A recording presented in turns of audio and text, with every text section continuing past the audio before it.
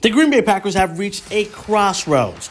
Well, they accomplished a major offseason goal when they retained quarterback Aaron Rodgers on a record-breaking extension. They took a step backward by trading his best weapon in wideout Davante Adams.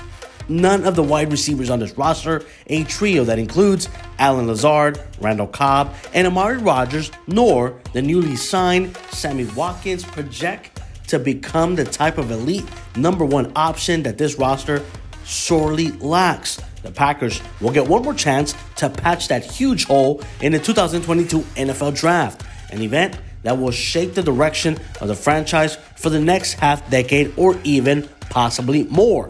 The team has done well retaining picks this year, amazing 11 total selections that must be used to bolster an aging roster that has won 13 games in each of the past 3 seasons. The Packers are sitting on a pair of first-rounders as the key part of their first 5 picks inside the top 100. One of those day one picks should be used on a wide receiver who can help pick up the slack in the wake of Adams' departure. Fortunately for the Packers, this is one of the most loaded wide receiver classes in recent memory. The Packers cannot afford to miss out on one of these elite options. Not only is the team in need of immediate help, but it could also be down a pair of proven wideouts this time next year, with Cobb's contract automatically voiding following the 2022 season and Lazard playing out the season on a restricted free agent tender. There is a real chance that neither is back for the 2023 season. Green Bay will want to account for this when making its selection, perhaps going for a pro-ready contributor early and rolling the dice on a developmental prospect later in the draft.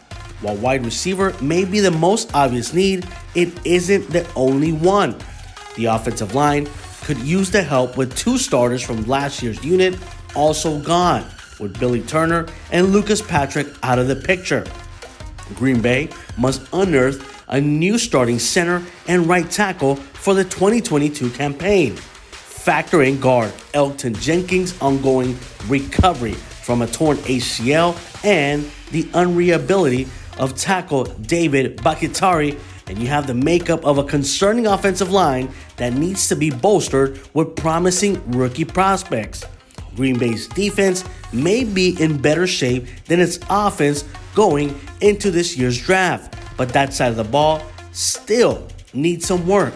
The team has a solid tandem of outside linebackers in Preston Smith and Rashawn Gary, but there is little depth behind them. Drafting at least one quality pass rusher should be a top priority also. The safety position is also thin, as the club employs little in the way of proven talent outside of Adrian Amos and Darnell Salvage. Both starters could hit the free agency next season, making the spot the Packers may want to use a relatively early pick on. But at the end of the day, the pressure is on general manager Brian Gutekunst to make the most out of these 11 selections and keep Green Bay in Super Bowl conversation with immediate contributors.